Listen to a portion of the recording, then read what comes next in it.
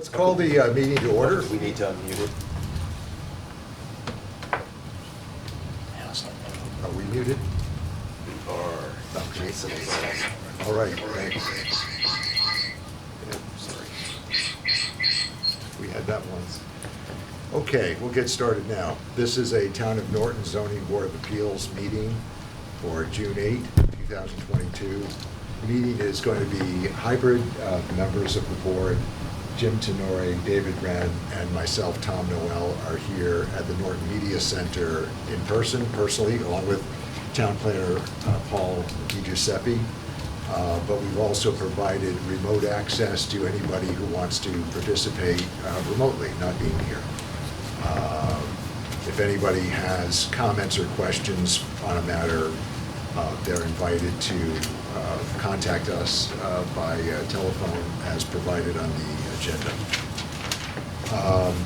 Okay, 2 items on the agenda tonight for hearings.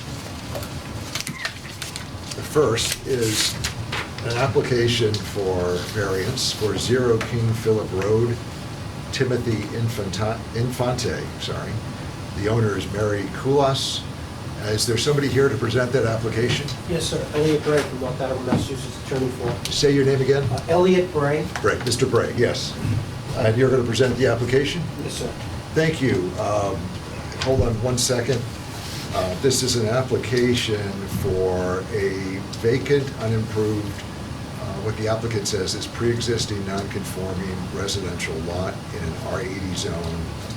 It is undersized in terms of frontage and total area of 35,000 square feet, plus a little in an R80 zone requiring 80. Its proposed use is a single-family home residence. The applicant cites the square footage of the area of the lot and side yard setbacks for which it would need variance relief. So we have the application, we have a couple of plans and a couple of addendum memoranda by Ms. Koulas. Which one are we looking at tonight? When we filed, there was some problems trying to file it online. Yeah. I have the actual addendum right here if you want a copy. Well, one addendum refers to plans dated February 26, or it's actually, I think, February 16 on the plan. The other addendum refers to plans dated April 20. The April 20, Okay, the later plan. okay. Maybe those were updated in the process. Both the narrative and the plan is different considerably. So, May I approach? Yes, you Mr. can. Chairman? That would be the plan that we're referring to, because the property had to be moved back substantially from the roadway. to the rear of the property, Correct. got it. Is this the correct one that I'm showing on the screen so people on Zoom can see it? Yeah. That's April 20th. Yeah. That appeared, yes. I don't think you compress it, but yeah, because that shows the wetlands, correct, Tim? Yep. That's it. Okay. Okay, thanks. So the proposed site plan is dated April 20, 2022, and the addendum, just to show the numbers, one was earlier and cited the earlier plan, and then it was changed. I did the red line comparison, but it wasn't obvious they were all in the mix in the file. So therefore, that's my question, will it get out the right narrative?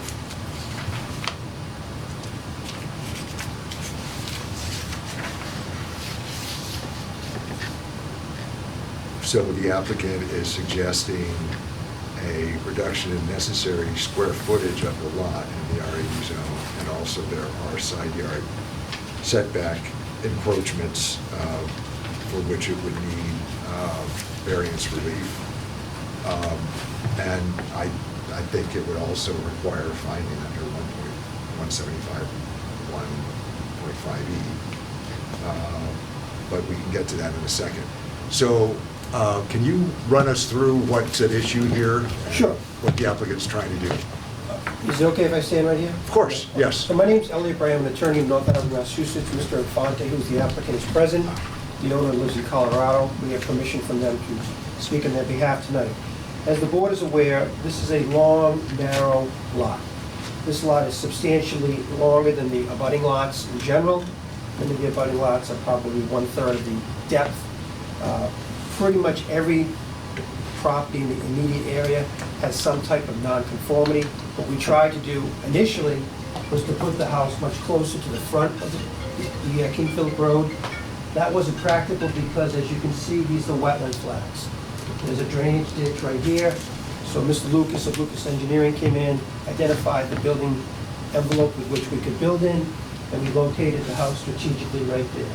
So the house, I believe, is 252 feet from the street. I believe on the westerly side, we need a 23.5-foot variance, and on the other side is approximately 11.8 feet. As I said, the surrounding properties are all many, many nonconformities, so I do think it fits with the neighborhood. I would like to point out that this lot was separated from the lot across the street by King Philip Roadway. It's taxed as two separate parcels. There were two separate sewer takings that are recorded. They're considered to be, as you said, a pre-existing non-conforming lot. Okay, does the present owner own both lots on either Yes. side of the street? Yes. Is that Ms. Kulas? Yes, it's actually her estate now. She Okay. passed. Okay. So that was a question I had. I understand the argument about the street bisecting the lots. Yep. And that they were taxed separately apparently for a good deal of time anyway. Correct. Questions about that. In other words, she owns the state owns the lot right across the street. I looked on Correct. Google on whatever the mapping says, GeoMap, whatever that's called now, and you can see it, clearly there. So has the estate or Ms. Kulas, when did she acquire both properties? Do we know that? One deed is here. Who claimed I it? ran a full title by Felix Serrato, who's a land court title examiner. Yeah. And he submitted an opinion which identified the fact that there was a roadway. It was again, there were two takings. It was separately taxed. There were many, many plans that referred to the two separate lots. And under the derelict statute, we consider this to be clearly a pre-existing non-conforming lot. As the other property is not vacant land, it's actually even developed. It's a home. And I know it's the 40s? 1962, excuse me. That home across the street? Yes. Same owner then too, though? Yeah, that's when they bought it. Okay, so I guess I'm asking, was the road there then? Oh, yeah, the road's there, yeah. In fact, the plan, and I could even supplement with a copy of the title report, but the plan clearly identifies the road at that time. And it refers to the road in the deed. Oh, King okay, Philip I didn't Road. spot that. Yep. We have one deed from 2002, I thought. Excuse me, it refers to it on the plan, excuse me. Okay, so why is there a quitclaim deed from 2002 recorded February 27, 2002? That's, I can't tell which road, which So- parcel it is. Present with me tonight is also Mr. Bottomley, who's working with Mr. Infante, and I believe, I didn't go through the title right now, but I believe that's when she added her son to the deed. And she received a life estate. I see, so it's a structural More of ownership. estate planning. Okay.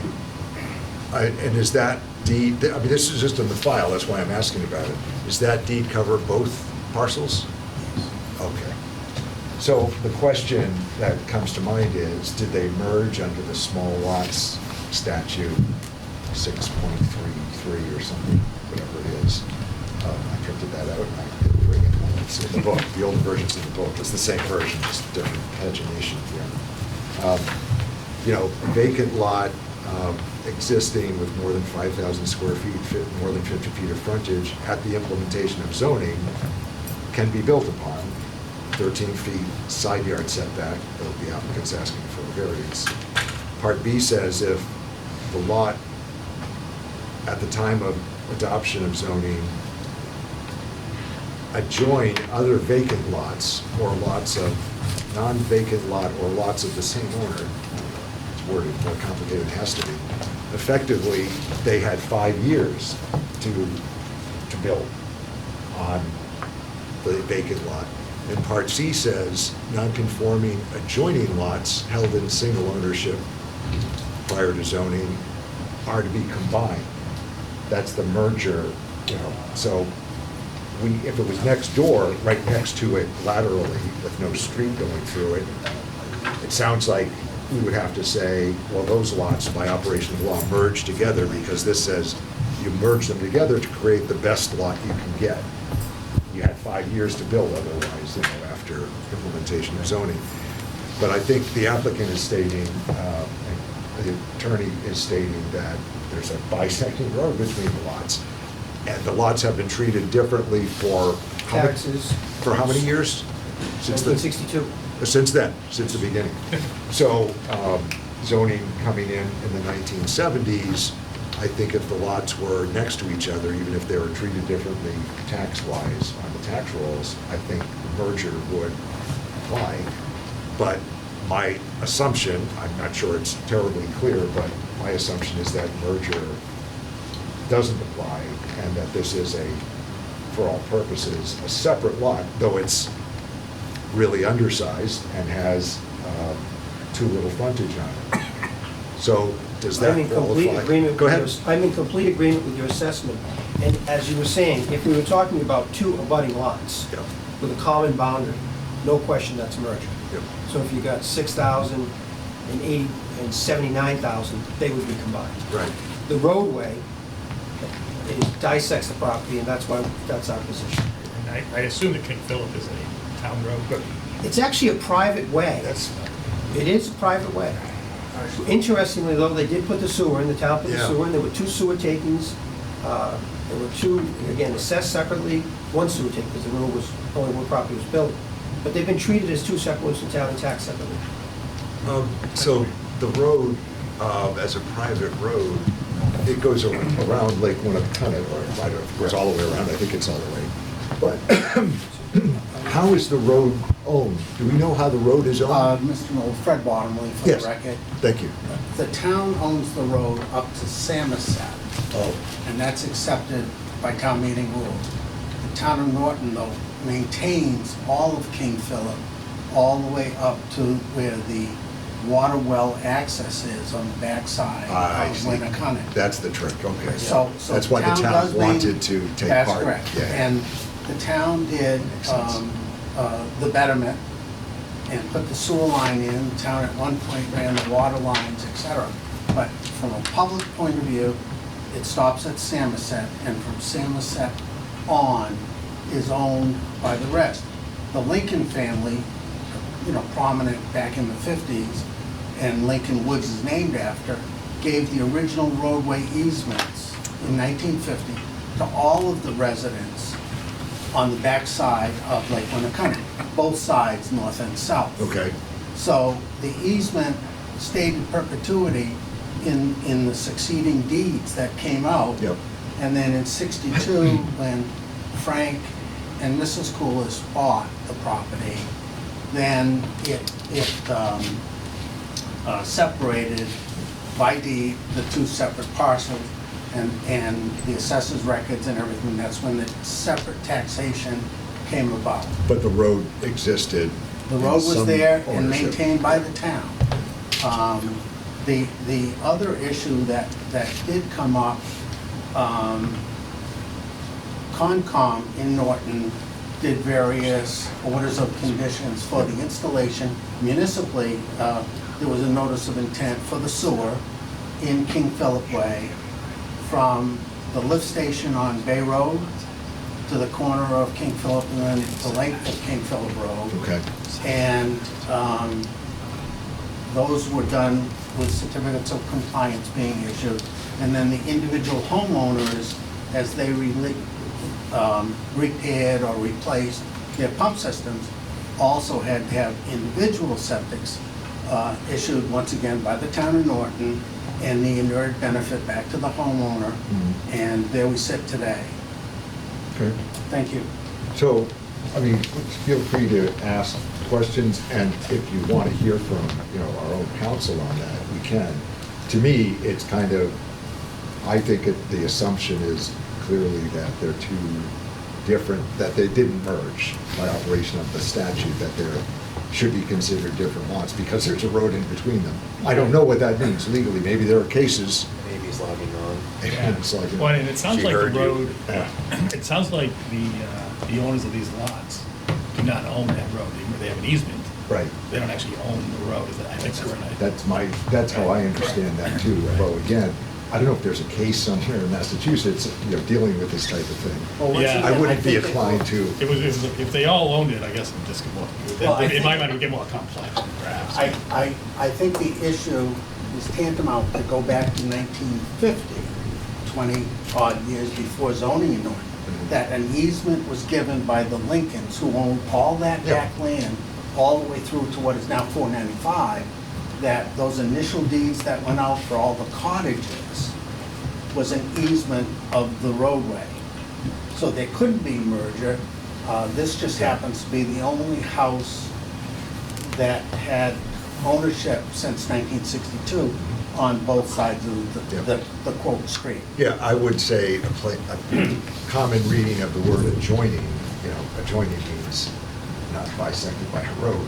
If you want to get opinion on that, feel free, but I'm comfortable not asking for that legal opinion. Amy may or may not be listening now, but, I'm comfortable reading the bylaw and the normal everyday usage that I'm doing and explaining.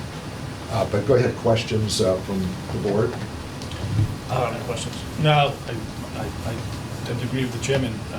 Common sense, that's Yeah. an adjoining lot. I mean, I think we'd be getting in the way unnecessarily if we held it otherwise. It's not the purpose of the small lot exception or the small lot merger. It's just not, as far as I'm concerned, by common sense. But, so then there's a lot, it's undersized. And I have a question, actually, the wetland delineation, Correct. is that the buffer delineation? that we No. What is that? That's the factual BBW, I don't know what that is. a bordering vegetated wetland. Yep. Done by vegetation as well as the hydraulic conditions of the soil. So what is the rule, if you know, as to how close you can disturb? Isn't there a 25 or 50-foot? No, Norton doesn't have a local bylaw for Concom. And that issue is before the conservation, Mr. Right. Lucas is doing all that engineering. We're very mindful of Yeah. that. So you are before Concom? We're in the process of getting everything Okay. completed. And we met personally on site with Mr. John Thomas, your agent. He's been on site. We will be filing after this hearing is approved. Okay, Yep. got Thank it. you. I just wanted to check on, that's not our purview, you're right. Understood. But I was confused. It looks very close to me to what I understood to be a wetland border. Which is one of the reasons the plans were done. Yeah. The house, the first plan that you have, Yeah, I saw that. Yeah. was gonna be up front. Now the driveway's gonna be on the left side, outside of the BBW, Well, going up. Right side here, I think, is we're looking at. As you're looking at, Yeah, go ahead, yeah. Between the border and the, and again, it looks real close to me, but I don't know what conservation rules are. I'll let conservation deal with that. Oh, yeah, sure. We can subject, if we approve, we can subject it to, conservation approval. It doesn't do any good without it anyway. But, so we have a undersized lot, pretty,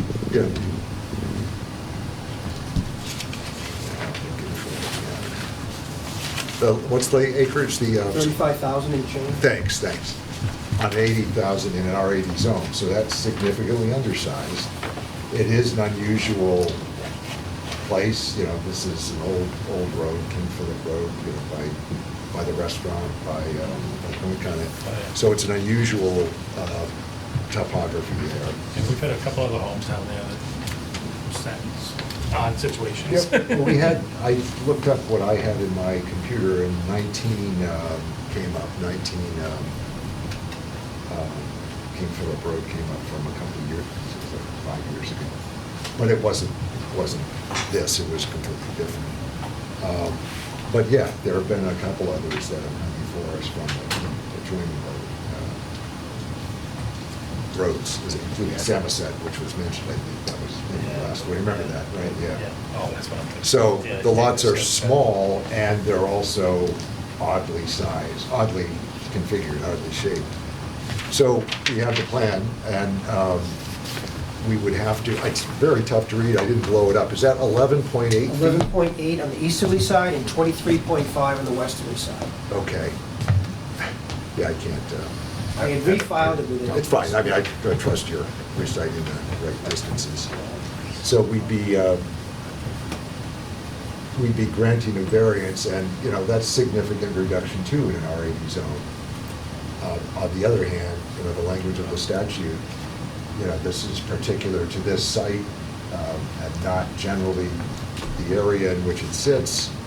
So we certainly, I think, clear that hurdle, that benchmark in the bylaw for variance relief. Yeah, I mean, it's set so far back. Right. It looks like the other homes are much closer. They're Yeah, up, much closer. they're up front, whereas this is set back, so I mean, that's an advantage too. Right. So again, the purpose of the bylaw, I think we would be upholding, even, you know, granting this, even though the distances are pretty big departures and the size is pretty big departure in an R80 zone. But it became an R80 zone after the lot was there. Now, there hasn't been there hasn't been a residence on this lot at all, correct? So that's a pre-existing non-conforming use, not a structure. But I would suggest if we're going to say yes, we would do a finding under 175E, you know, that it's not significantly more non-conforming, that it's consistent with uses in the area, as well as the variance on the two side yards and the lot size. Oh, is there frontage? What's the frontage? That's under. Yeah, it's under 2.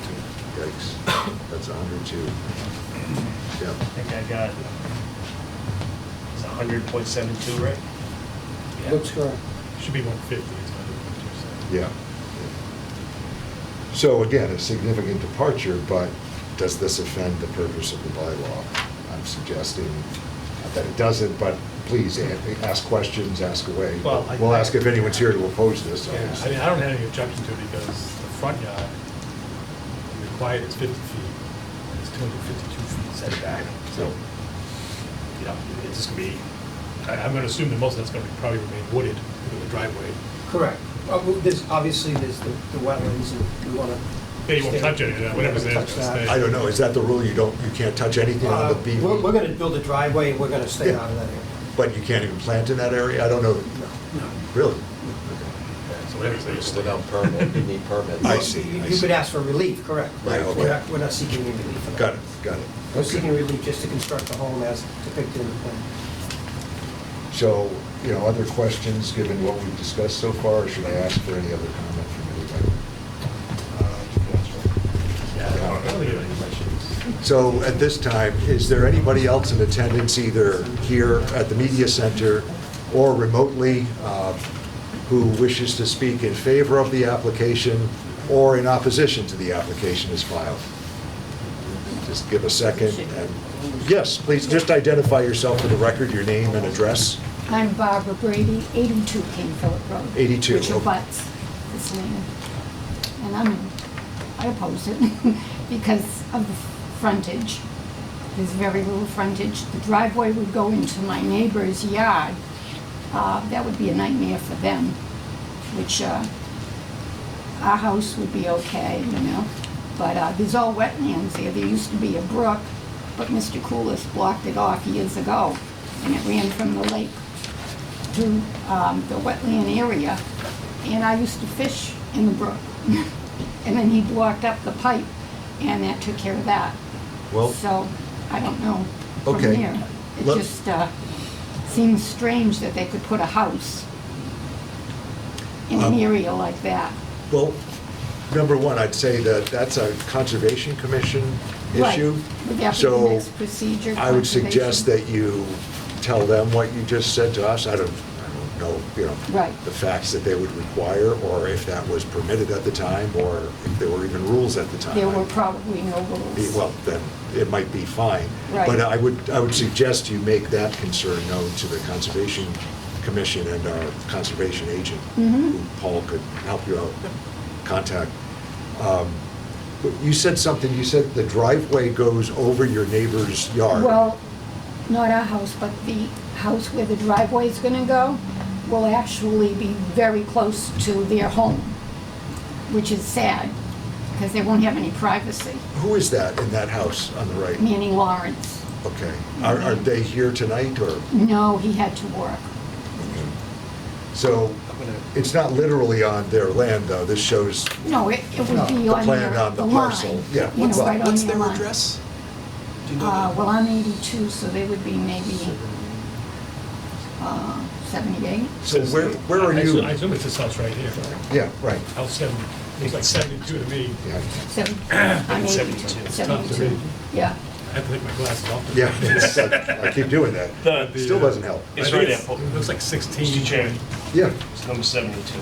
Yeah. okay. So Yeah. 82, are you That's- right on the other side? We're on the other side, Oh, right right. up on the other side. So it wouldn't affect us, but I would feel very bad for them because they would have a driveway right next to their house line I know, I see, I see. because it's so narrow. Yep, understood. Okay, thank you. Sir, did you have something to add to that? No, that's, Okay. just on this. But again, conservation would deal with the issue that you were talking about first, so I'd suggest you go to them if you're interested in doing that. But that's what I was just going to ask, the driveway, there is an ordinance, but I don't think it has, I can't find it. do we, I could look it up if I had my computer, which I don't have. What are you looking for? The driveway bylaw. Is there a driveway bylaw? I don't think the bylaw says anything about the driveway having to be a certain distance off the property line. It's all structures. I think we looked at, we asked We've that looked at this a issue year in the ago, past. about a year ago, Yeah. and we were surprised, I think. correct. Remember when somebody was trying to build, and we said no to them for other reasons? Yeah, well, yeah, that was the, yeah. That cube in the Yeah. middle of the block. and, Yeah. But I think we looked at that driveway issue then, thinking, And there was no. yeah, There was. that's what I remember That's my too. recollection, too. So that, I'm not sure what would happen if they tried to place it right on the property line. There might be grounds for objection there, but I don't think we have any grounds to say no where the driveway is sited. Does a driveway have to be any particular width on a private parcel? Not that I know of. No, common practice is usually 12 feet. Right. But there's no rule saying it has to. I mean, if somebody wants to put an 8-foot driveway for a, Yeah, theoretically, they can do that. theoretically, yeah, they could. I guess it's a safety issue. Yeah, my experience is that there's no rule, you don't even have to have a paved driveway. Right, You can right. have- You can have gravel. Right. But trying to keep in mind safety, ambulances, fire department, et cetera. And I did look at the plan on the phone there, because it's tough to read, but the house is 16.5 feet from the side of the Property yard. line, right. And the driveway's probably another 4 feet from the line, so I respect that it's close, I don't question that. But again, we, as a result of the BBW, were pushed left with the driveway. Our initial Yeah. plan, if you look at it, driveway was coming Yeah, right yeah, in the middle. I saw. But Okay. The neighbor on the right is not here, and they were, I have to assume they were noticed, so, you know, they could be present to voice an objection, or could have even notified us of an objection. But we don't have that. Certainly respect the neighbor on the other side speaking up, but I'm not sure that that's our, fits in our, consideration, our rules. Yeah, I mean, I understand those concerns for sure, but to me, this, I don't really have an objection to this, Yeah. this proposal. So, is there anybody else to speak in favor of or in opposition to this application as filed? I'm not seeing anybody appear waving their hands. Is there a motion to, do you have further questions, or is there a motion to close the public hearing portion? I'm all set. I'll say. Is there a motion to? I'll make a motion to close the public hearing portion of the meeting. I will second, Mr. Chairman. Mr. Wren, how do you vote? Yes. Mr. Tenori, how do you vote? Yes. Mr. Noel votes yes, as well, to close the public hearing portion. Further discussion on this aspect? I don't have any, it's a strange setup, but I don't have any blocking condition that I can see. I think I would suggest any approval be conditioned specifically on all Conservation Commission approvals, permits, whatever the proper language is. But other than that, is there a motion for the unless there's other discussion, is there a motion to grant a variance, oh, here we go with the distances Yeah, again. this is gonna be fun. Yeah, I mean, A variance on the eastern side, the right side on our map, I believe, yes, the eastern side of the parcel down to, help me out, 11.8? 11.8, sir. 11.8, 11.8 feet, and it's no closer than 11.8 feet, and on the western side, 23.5. Correct. 23.5 to the side yard property line. Is there a motion for variance relief to those effects due to the fact of this being a condition owing to this particular parcel, but not generally to the area, and this not offending, in our opinion, the purpose of the zoning bylaw in place? Is there a motion to approve that variance? I'll make that motion. I'll second. Is there any further discussion on the variance aspect? No. I'm sorry, will you amend the motion to also grant variance for the, would that be a variance? Do all these different Frontage? frontage? The frontage and the Frontage. lot size, I think, is Correct. necessary. I didn't know if you were gonna do that separately. No, is there, can you just amend the motion, Mr. Lund, Yeah. to grant variance as to frontage down to, 100 feet, 100.27 feet. I say, it says 72, 172. 100.72 feet, as shown on the plan, anyway. And lot size of 35,035 Yeah, square feet. as shown, I see it there. Yeah, as shown on the Yeah, I'm plan. ready to top. Yeah, do you amend your motion? I will amend my Okay. motion as such, yes. Mr. Tenori, please second the amendment. I will second the amendment. Sorry to go through the process. Mr. Wren, how do you vote on the amendment? I vote yes on my amendment. Mr. Tenori? Yes. Mr. Noel votes yes on the amendment. Now we have the variance package together, I think, with the four factors, the two side yards, lot size, and frontage. Unless there's further discussion, Mr. Tenori, how do you vote? Yes. Mr. Wren? Oh, yes. Mr. Noel votes yes as well. Okay, I'll write that one up afterward, I'm sure.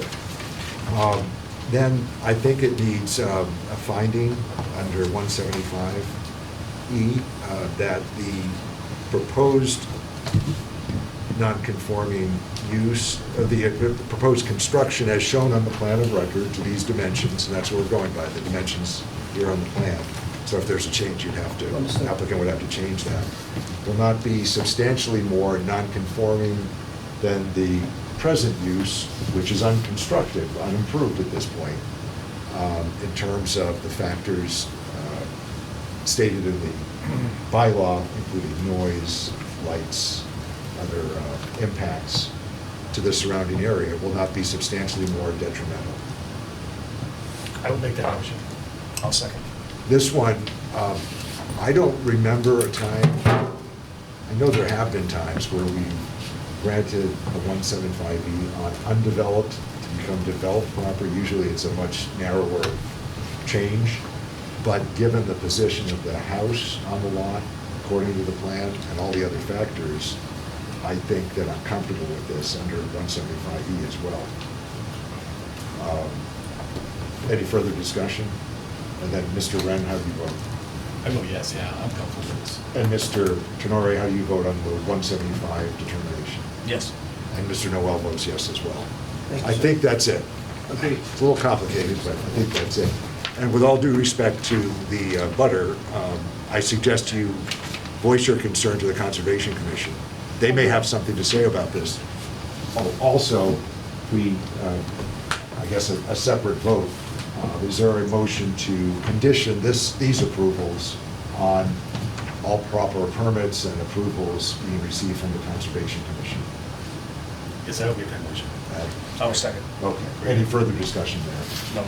So this is all subject to the Conservation Commission giving their stamp of approval, and they may have something to say or ask you about if you report to them that there was a blockage of the stream or something. They may know this, it may be on record, we just don't know that. It's not our purview. Right. Okay, so with all, thank you for your input. Thank you. A vote on this motion then, Mr. Tenori? Yes. Mr. Rain? Yes. Mr. Noel votes yes as well. Now we're done. And Thank you. thank you. Thank you very much. Good evening. Thank you to the applicant and to the neighbors. Appreciate it.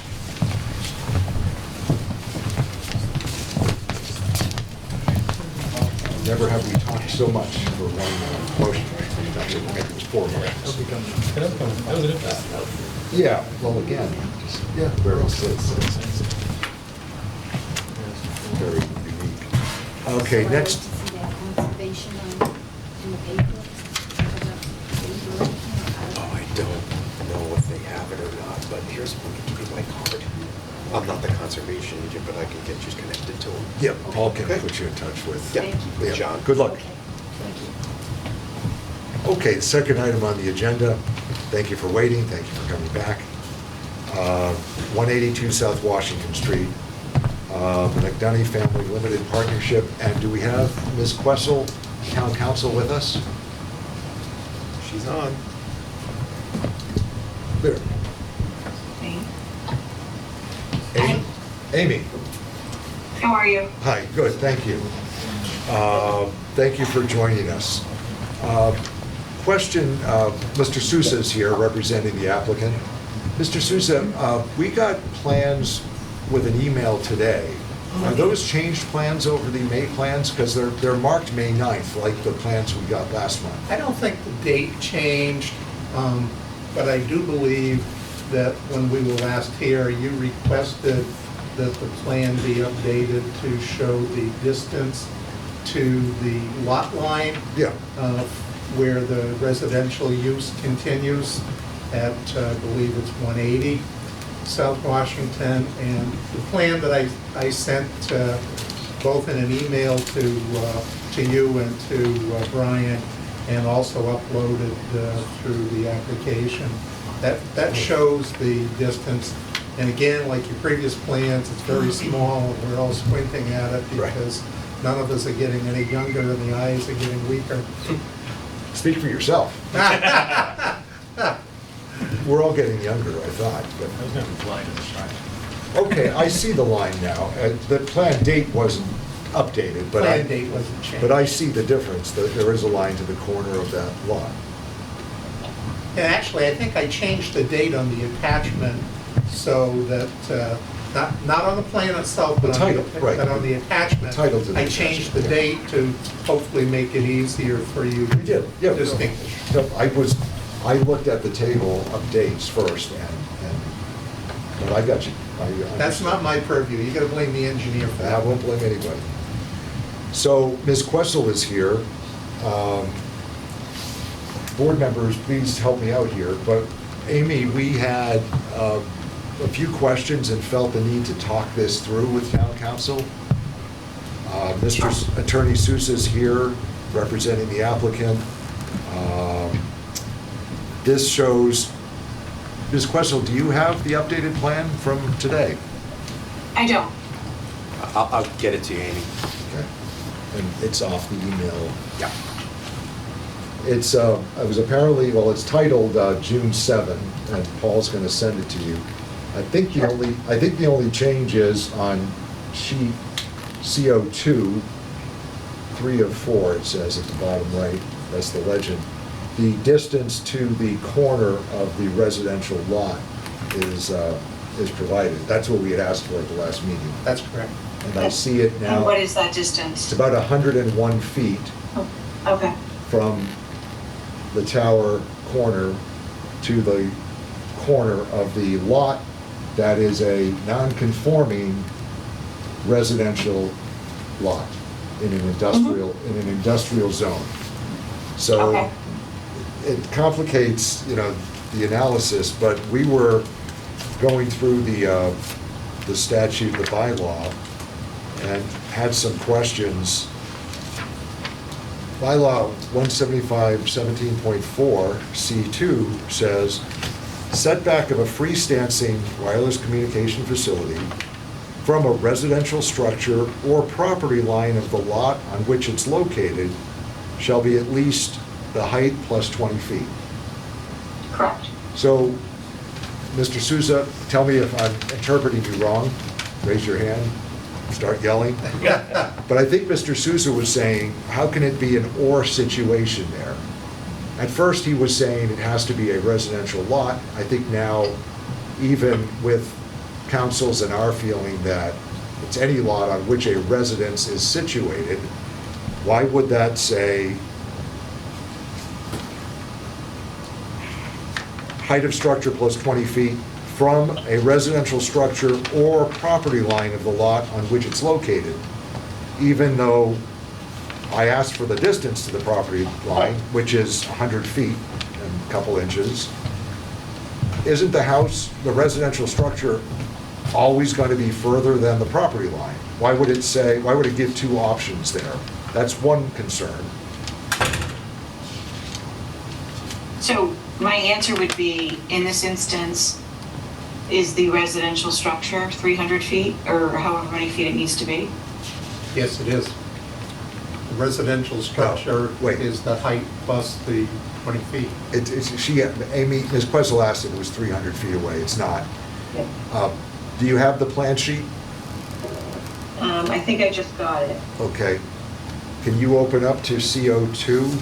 At the bottom right, it says CO2. Or, unless that's it. Okay. And it's the third sheet in the sequence, I believe. CO2, C02. Yep, CO2, carbon dioxide. So my interpretation of your zoning bylaw is that you have a residential structure and then you have a residential lot. So I think that The lot is an industrial zoned lot. The residential structure is in an industrial zone, and I think that was our first question, and your response was, that doesn't matter, it's considered, a residential lot in an industrial zone, a residential structure in an industrial zone, so it does implicate the bylaw. right. But not- So what Yeah. I think is, and again, we have to interpret the bylaw the way that it's written. Right. And we have to give it the most reasonable interpretation. So what I think actually the bylaw probably actually addresses this exact situation, which is you have a residential lot with a residence on it, and they are proposing to remove that residence perhaps. But you still have to that still is right now during the permitting, that is a residential lot. And so therefore they have to be 300 feet from that residential lot. So Yep. what they need to do is they need to Amy? remove the structure. Amy, hold on, I'm sorry. The lot to the left of the plan, to the left of the parcel with the tower on it, Mhm. that residence is still going to be a residence. That's different ownership. They want, Right, but I thought that their proposal was that that lot would eventually no longer have a residence on it. no, they are removing the Because removing the residence from the lot, the parcel in question. There's a residential Right. structure on that lot right now. They have agreed to remove that residential structure on their own lot. The neighboring lot to the left is separately owned, and that's going to be maintained as a residence. On the right, we actually just had this before us 2 weeks ago. On the right is a business that's going to remove the front building and rebuild the business. We're a shoring company. Shoring company, that's right. We just did that decision. So I'm sorry, I actually thought that at one point there was I actually thought at one point there was a representation that the abutting lot, the residence would be removed. It doesn't matter because my opinion is that they don't own it, so they can't represent that. Correct. So basically what we have is we have a residential lot right next door. But my understanding, sorry if I misinterpreted, I thought the 300-foot distance applied, we had said, if it's a residential lot in a residential zone. Because this is a lot used as a residential lot in an industrial zone. Mhm. So Right. the 300 feet, I don't read it as applying here because it's not a residentially zoned lot. I think you have to read it that way to make sense, to have the bylaw consistent, internally consistent. I thought that's what you had said in your advice earlier. Maybe I'm. Yes. Yeah, and I think Yeah, no, that is what I had said. I'm sorry, I'm a little bit hung up because I swear to God, I thought that they claimed that residence next door was being removed, but maybe it is just the residence on the property. Right. Being, Okay. but So- no, so what the question tonight is the height plus 20 feet, what does that equal right now? Well, the proposal at the moment is for, what, 140? 140. Okay, So 140 so plus. 160. Right. And how far is the existing residence? The existing residence, as you can see on CO2, is 166 feet from the tower base. The existing lot line, however, is 101 feet, drawn to the corner of that lot. Mhm. That's what was just Right. added. That's what we were asking. So, So it doesn't, right, so yep, go ahead. I think that if you interpret the bylaw,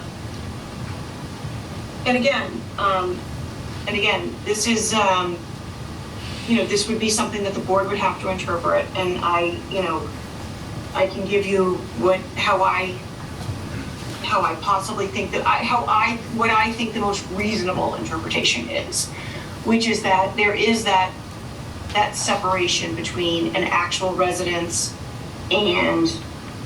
or a residential lot. Yeah. So I don't necessarily agree with Attorney Souza that every single, that this only applies to lots in a residential zone. But I think that the first part of the provision applies to residences, whether they're in a residential zone or not. If you have a property and you have a residential dwelling on that property, you have to be whatever the height is plus 20. right. From, But I think that if you have I think that the "or" refers to a lot within a residential district. So if you have, if you have an industrial or commercial district that abuts a residential district, and you have an unimproved lot, you still have to be 300 feet away from that lot line. And I think the reason being is because if you have an unimproved residential lot, there's a chance that there's going to be a residence there at one point. So whether it's before or after the tower, there will be a residence. So that, I think, is probably why town meeting increased that to 300 feet. understood, but we're assuming the 300-foot doesn't apply here because it's Right. not a residential zone lot. So then we're Right. back to the first sentence. The setback of a freestanding WCF from a residential structure or property line of the lot on which it's located shall be at least height of the structure plus 20 feet. Are those two are referring to two different measurements, and here, a 140-foot tower works if it's 160 feet to the residential structure, but it doesn't work if you're measuring to the property line. That's what I'm struggling with right now. So, you know. Yeah, go ahead, Mr. Jim Tenore. Yeah, sorry. So, I wonder if we should interpret it this way. From your previous statement, if it's not considered a residential lot line, then after the "or," the property line goes away. You understand what I'm saying? So if we determine, I think we've all come to the conclusion that this is an industrial piece of parcel with a residence house, with a house on it, right? So I think once we determine that, this is the way I'm reading it. Once we determine that it's an industrial lot, that part of the "or" where it says property line goes away because it's not a residence. And then you revert back to the residential structure. That was exactly my argument. I'm gonna be a lawyer. No, I just, So- is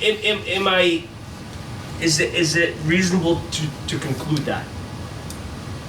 So there's two ways to, there's two ways to interpret this, which is that the first way is what is probably the reasonable way, which is that it's the setback from a residential structure or the property line of the lot on which it's located Right.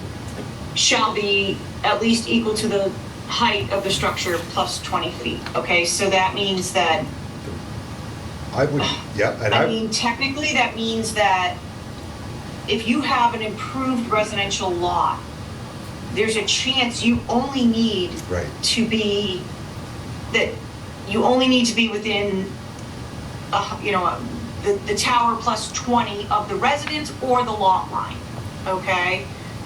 And then the second sentence is the setback of any such facility shall be a minimum of 300 feet from a residential lot line. And that, in my opinion, is most definitely a residential lot, meaning a lot that is zoned as residential. Yep. However, there's a bit of a conflict, because why do we even need the first sentence? Because if the second sentence means that any residential lot is 300 feet, then we don't need the first sentence. And so I guess Correct. the thing to consider is it's really only the first sentence. Yeah, Which is- we agree. I think we agree. Yeah, I think we're all hung up on the or. Yeah, in the first sentence, though, what could be meant by height of the tower plus 20 feet from a residential structure, which we have, or a property line of the lot on which it's located? right. I mean, I first read that and said, well, it's the most restrictive of the two. I mean, that's the Right. purpose of the bylaw. What council pointed out, though, the logic is a residential structure is always going to be further away from the lot line on which it's located, unless the structure is impinging, encroaching on the lot lines. Side yard setbacks. So how can that make, we've got to make sense of that in some way. My way to do it was to say, well, wouldn't it be the most restrictive, whichever distance is most restrictive, because this is a safety issue, all right? But why does it say or, if the house is always going to be further away? Is it possible that the property line, the lot on which it's located is talking about the WCF? The setback of a freestanding tower from a residential structure or property line of the lot on which the tower is located shall be at least height of structure plus 20 feet. In other words, the tower has to fall within the parcel, Yes. plus 20 feet. That's that's not the most obvious reading of the sentence, but isn't that the only way it could make sense? The setback. But I think we have the same issue, which is that the residence will always be further away because it's on a separate lot.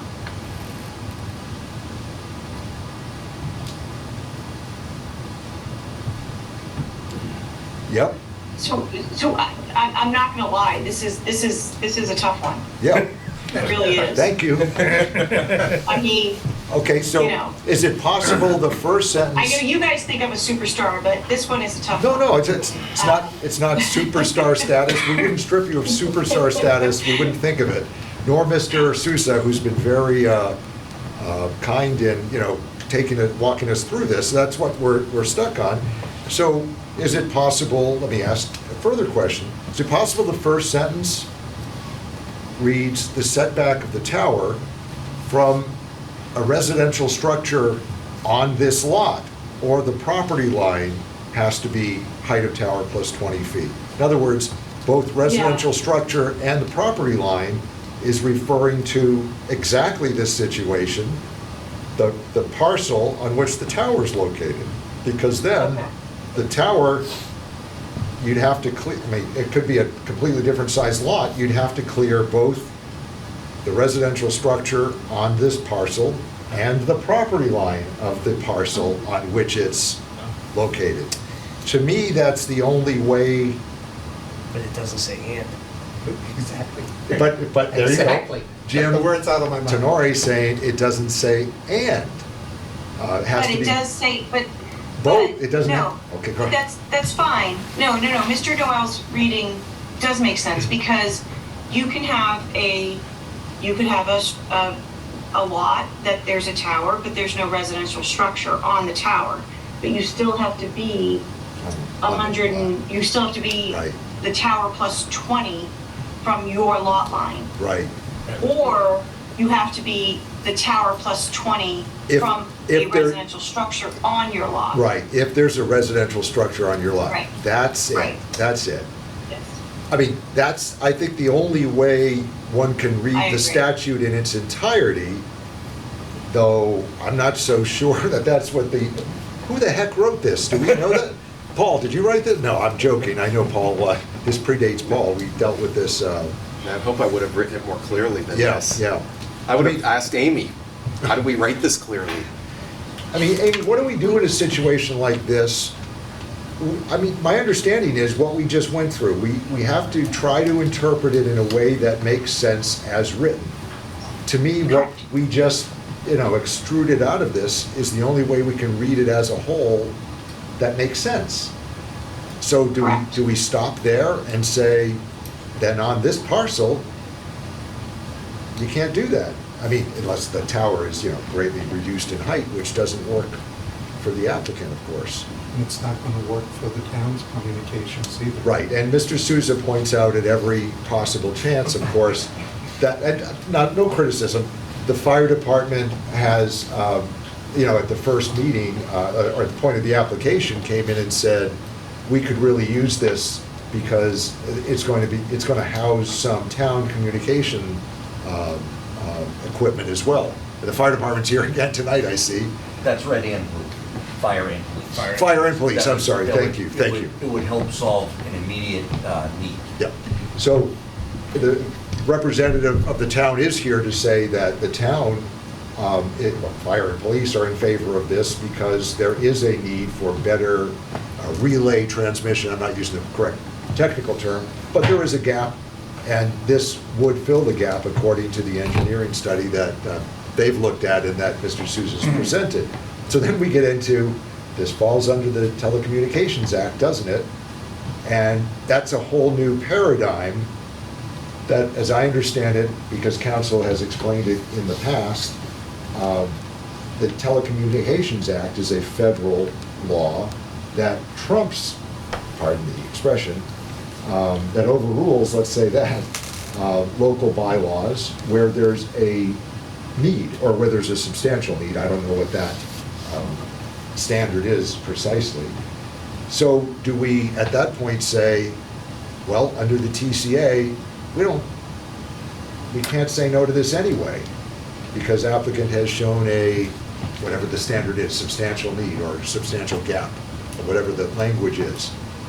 So this is kind of a conundrum within a problem on top of a, conundrum, as the saying goes. Where do we start to figure this out? I'm not, Go ahead. Amy, I'm sorry, Ms. Wetzel, can you advise us if we make the leap to the Telecommunications Act, which essentially would allow us to get out of the conundrum we're in? Is that in our purview? Are we able to do that? even if it's a safety, yes. even if it's a safety So- bylaw, as I read this to be. Right. Go ahead, Amy. So essentially where you're at is that the applicant needs a variance from this section because they do not meet the tower plus 120 feet from their own lot line. And so, under the Telecommunications Act, the board is allowed, as you know, variances are sparingly granted, and it's a very hard burden to prove a variance. You have to prove soil conditions, shape, topography, you have to show a hardship, and you have to show that you would not degrade from the intent of the bylaw. There's case law out there that says that variances should never be granted, they should only be granted sparingly. Well, the Telecommunications Act, the federal act, allows a zoning board of appeals to issue a variance if a couple things have been shown. So before, it was always a significant gap in coverage. And unfortunately, with the Federal Telecommunications Act, we're dealing with 9 circuits, and each federal circuit somehow interprets these things differently. And so we're constantly changing things. But right now, it appears that the First Circuit, which is what we are in, the First Circuit is still standing by the substantial gap in coverage or substantial lack of capacity, which is essentially equates to a lack in coverage. Capacity means there's too many people that they can't cover everybody.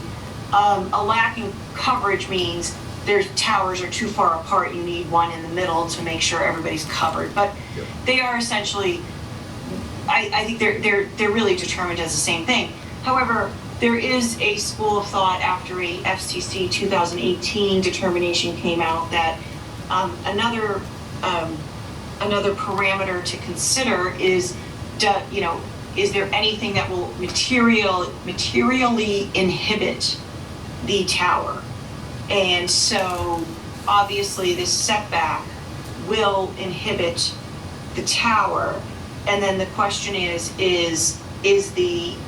the safety regarding the setback, more important than the fact that this tower could be inhibited and, we might not be able to get coverage with regard to police, fire, all that stuff. So essentially what the TCA does is it gives you flexibility on issuing a variance for cell towers. However, I will say, I've seen nothing. I've only seen the plans. I've seen some Google Maps showing the radius. I haven't seen any report claiming that there is that there's a gap in coverage. I haven't seen anything saying that there's a capacity issue, and I haven't seen any kind of legal brief claiming that the materially inhibiting standard would apply. Yep. We have, in the file, correct me if I'm wrong, we have an engineering report. I don't recall the limits of that report. Also, I think one of the factors is whether applicant has demonstrated that there's no other parcel nearby. I don't know how far the board should take that or can take that. I mean, this is a parcel. The question is whether it fits on this parcel. My discomfort with all of this, and the reason I'm asking all these questions is, I don't remember citing a tower that if it were to falls on an adjoining parcel. I just don't recall that.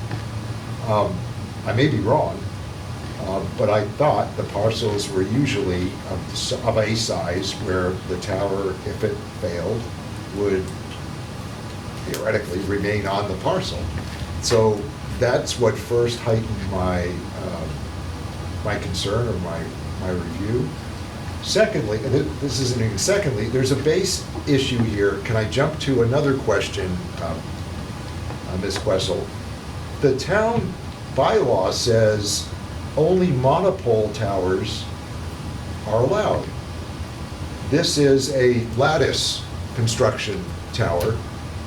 So what do we do, what can a board do with that, where the bylaw says clearly only monopoles allowed, and this is a different type of tower? Because we've heard pretty convincingly from I don't remember if it was the engineer or the physical tower engineer who said it, but that, lattice towers are actually tougher and more durable than monopole towers. So I don't have any idea what the monopole, sticking to a monopole was all about at the time of the bylaw. That's beyond our history. Aesthetics. I'm sorry? Probably aesthetics. Aesthetics, okay, that's been suggested, aesthetics, that makes sense to me, okay. But, you know, would that be another variance? Could we even grant Yes. a variance to say, well, the bylaw, we'll throw that bylaw out completely, we're now allowing lattice towers? Yes, that would have to be a variance because your bylaw is clear that Right. only monopoles are allowed. So we So could, I we would could do consider that that. we could do that by variance. So, yes, so I don't, well, It's not the So I don't typical really- variance, right? I don't see I see the use as a cell tower. Okay?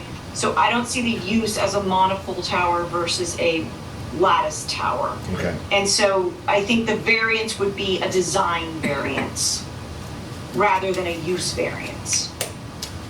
I see. Because the use is the same.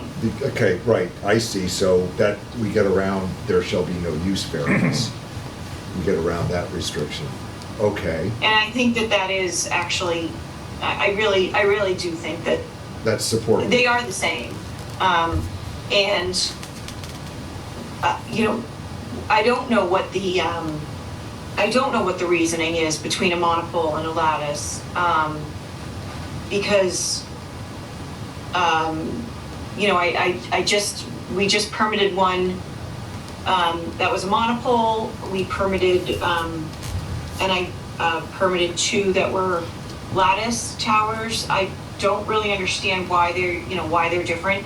The one thing I can tell you, Mr. Chairman, is that in the past 3 TCA cases that I've had, all 3 towers fell within their own lot. Right, which is what, when you said the word fell, I thought you meant it as a verb. Oh, no. Literally, The yes. fall zone was Yeah. was within the lot. Got it. So- That's what piqued my interest in, you know, reviewing this with some higher degree of questioning and scrutiny, exactly. Because it bothers me, and it still bothers me, that this can fall onto an adjoining lot. Now, apparently, we don't care if it's a business next door, you know, or industrial use, but we do care and should care more acutely if there is a residence. That makes sense to me intuitively. So I'm comfortable with that, but I'm not quite comfortable with a tower that could fall into another parcel at all. That seems to be a matter of, you know, our judgment, and obviously our discretion. We have some discretion, but the Telecommunications Act probably takes some of that away as well. We're just trying to do the right thing for safety and, you know, coming within the bylaws.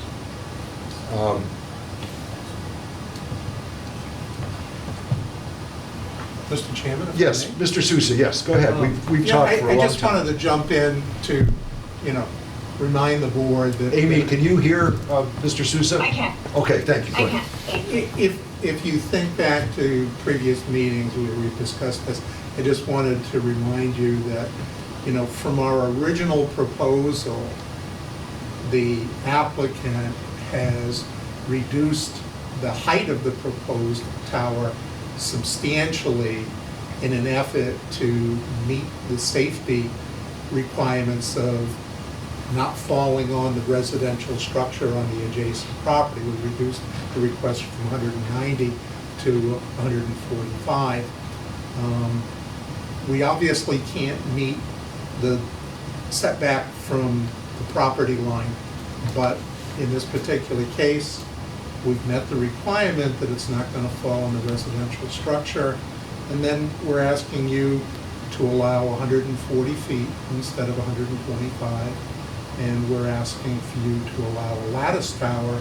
You may recall that we've represented a number of times, and our engineer did too, that because the tower is designed to handle microwave communications as well as cellular communications, that lattice towers, I'm told by the engineer, are somewhat more stable and provide for better microwave communications. I think it was you can't strap the microwave equipment Something. to a monopole. Yeah. You need a structure.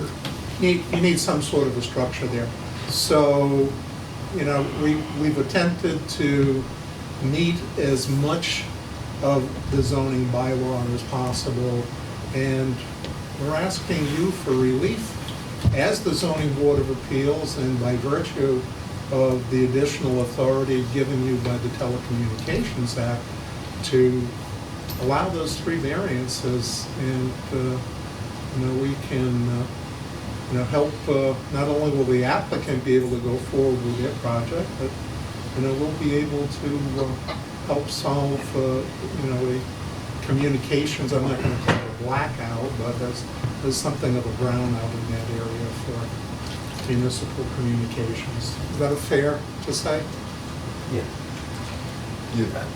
Go ahead. I was gonna say, I think the only thing I'm hung up on, and I don't run the Federal Communications Act, Yeah. and how that interplays with this. I mean, I guess we're talking about it, but I haven't really seen a legal argument for how much breadth do we, how much freedom, I guess, does this board have to make that assessment? That's why. Yeah, you're gonna say that. And that's a piece I feel like I'm missing, like, we're Yeah, talking yeah. conceptually. But for us to sit here without, I mean, I've never read the TCA, TCA. yep. I don't even know how to get to it, read it. And I guess I'm just a little uncomfortable without some analysis from somebody explaining how that interplays with each other. Is this an application under the TCA, Mr. Sousa? No, it was not. It was a request for variances. But is it, I'm assuming that your position is this falls within the Telecommunications Act? I believe that it does. I think your counsel believes that it's applicable here too. Well, we haven't- She'll tell us if I'm We wrong. haven't asked her, we haven't asked her that. Yeah, actually, that was actually one of my questions, Yeah. Mr. Chairman, was this application filed under the TCA? Because if it was filed under the TCA, we would have a shot clock, et cetera, et cetera. Oh, I And it's see. my understanding this was not filed under No. the TCA. Correct. This is a standard variance filing, which means that Yeah, I'm only bringing up the TCA because it could apply. Now, if the applicant wants to file for relief and wants to file under the TCA, everything changes. Once that application hits the town, we have 30 days to decide, whether it's complete, not complete, and, all I of see. there's all kinds of shot clocks that we have to follow. I see. And then there's also requirements on the applicant. The applicant, again, has to show us how this tower meets the requirements of the TCA. Does this tower meet a significant gap? Does it meet a capacity issue? Is our bylaw materially inhibiting towers? Now, that I think that's one that's going to be very hard for the applicant to prove, because almost all of the TCA cases, the federal cases, have to do with, the height being too high or something. Almost all of these towers always land, in their own lot. Although that's not true. There is one case where it lands on a roadway. But if it were to fall, not that it lands, but you know what I'm saying. Yes. But I think what it comes down to is that the applicant did not file under the TCA. I And didn't understand the technical difference that it can be filed under TCA or not. We had posed this, or you had posed this a few weeks ago. I thought the TCA always applied anyway. I mean, shouldn't we know if it applies here? We should. So basically, you can't comply with the TCA. People can put up towers. They can put up towers to watch their neighbors. They can put up, towers to do all kinds of things. This tower, Is there a cellular service that's the applicant? You know, what's the purpose of it? Will this tower actually, you know, meet the requirements of the TCA? Meaning, will it exercise the, you know, the TCA's purpose, which is telecommunications? We don't really know that because it was just applied for as a variance. Well, right, we've been presented with statements that it is going to be used for telecommunications.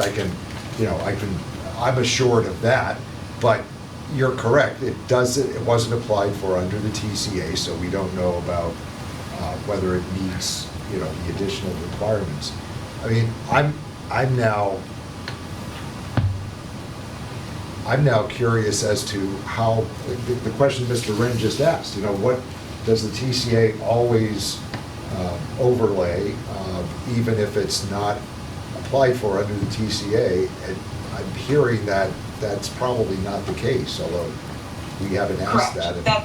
That would be my opinion, would be that that if it's not applied for under the TCA, and, you know, I think I've given this board my opinion before, which is the fact that, in my opinion, relief can change during a hearing process, provided that the project stays the same. So under the Duteau case, it says that, you know, a board can change the relief, you know, granted, as long as the project is the same. So if somebody comes in and they think they need a variance for a porch, but then it's determined that it's a pre-existing non-conforming setback, so they really only need a finding or a special permit, the board can change that relief, provided that the porch is what they applied for. That's what we, You know, we do here- that routinely, yeah, because everybody So applies for the here- wrong thing.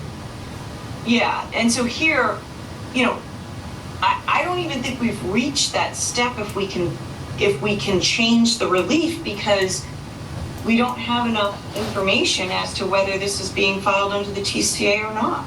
We can't determine whether it's being filed under the TCA. If you don't So- have an application, it's not. It's not under the TCA, Mr. Sousa's saying that. I didn't understand that distinction as a legal distinction. I thought all applications, you know, came under the TCA, that it overlaid everything. But I understand now exactly what you're talking about. And it rings the bell with the shot clock, because I remember dealing with that either the last time or 10 years ago, when, you know, we got notice from whoever was in Paul's position then, that we had to meet within a certain amount of time to make an initial decision on, you know, how to proceed, that sort of thing. Let me ask, what is involved in filing under the TCA or converting this to a TCA application? Is that something the applicant looked at initially? I don't think we looked at it. Chris Olson, can I speak? Mr. Olson, yeah, what is your role here, though? I'm sorry. I am a representative of McDonough Family LLP. Okay, yes, go ahead.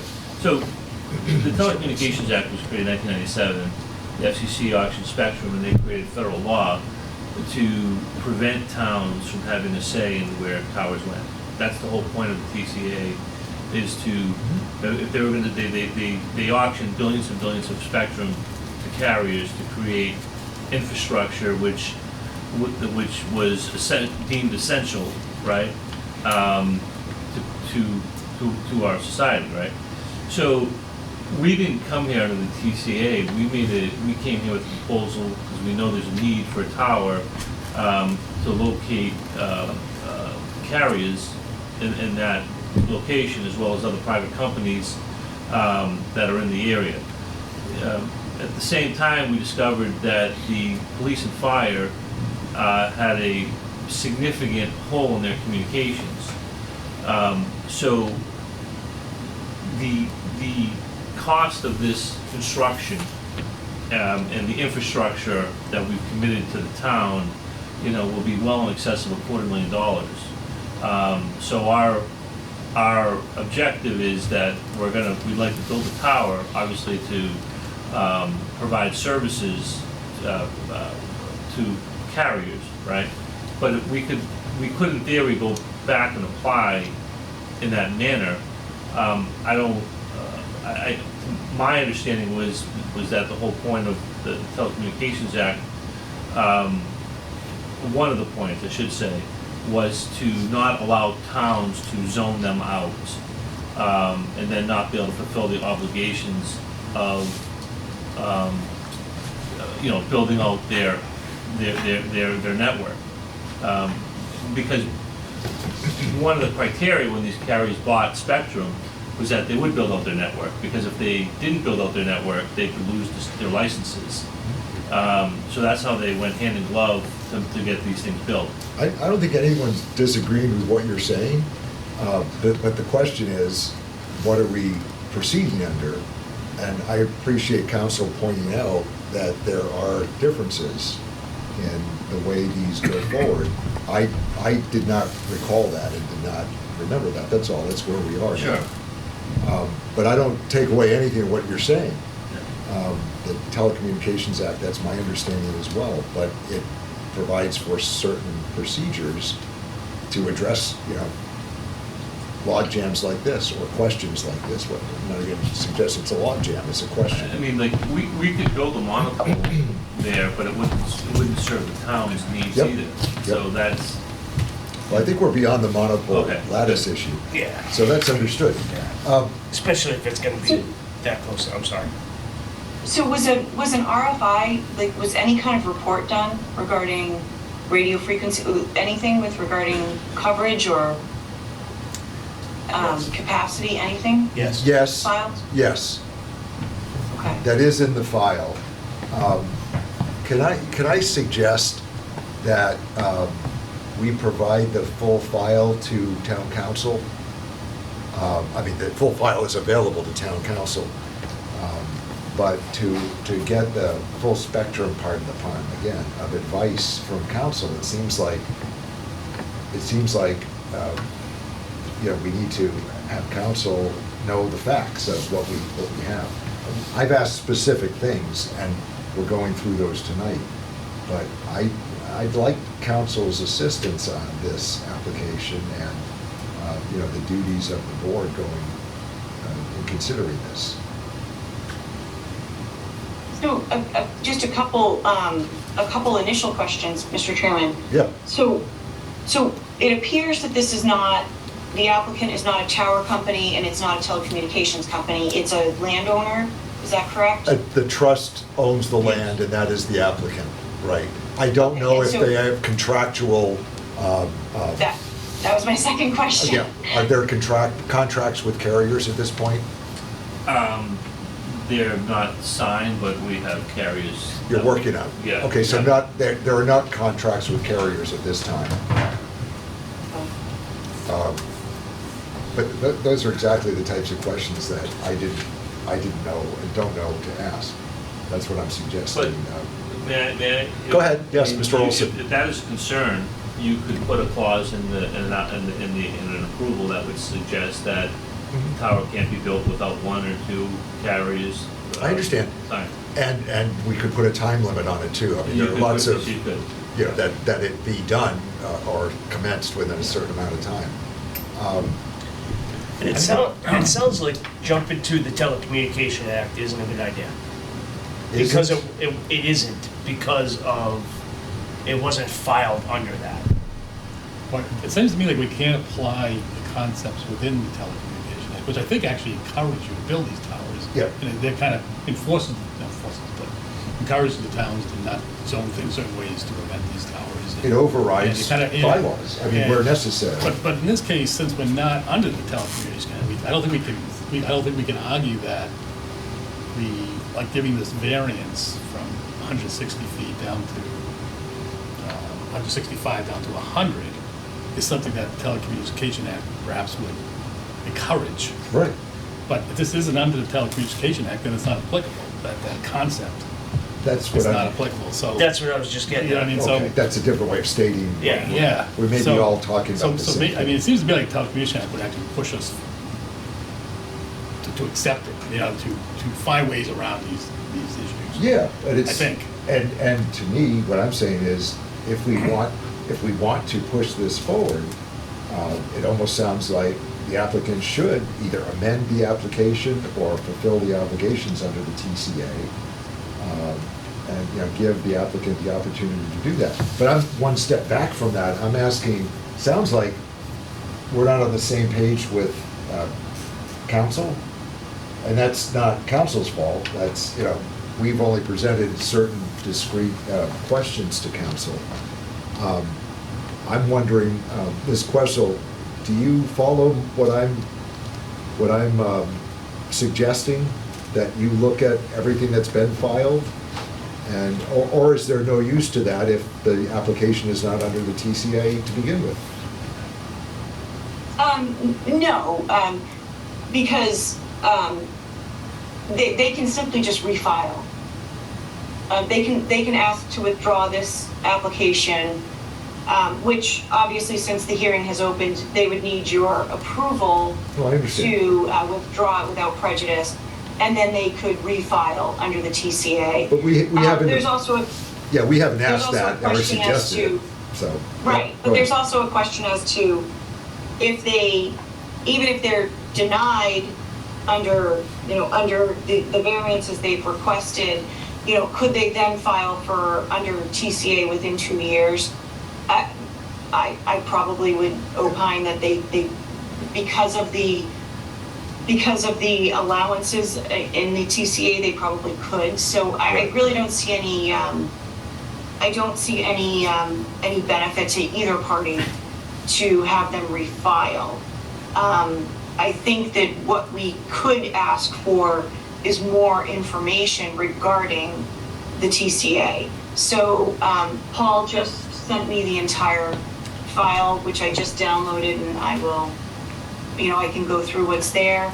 But essentially what we're looking for is, you know, we're looking for a legal memo from them stating how the TCA applies to this tower, particularly because this tower is not being proposed by a tower company or a telecommunications company. So all of the TCA cases out there, particularly in the First Circuit, the ones that I'm very familiar with, are all, you know, they're either a tower company or they're a, you know, a telecommunications company. I understand. They're, you know, a landowner, you know, what are we letting them do? Are we letting them just put up a huge tower and we don't know what's going on it? That's where it's hard to justify a variance if we don't know what it's Yeah. actually for.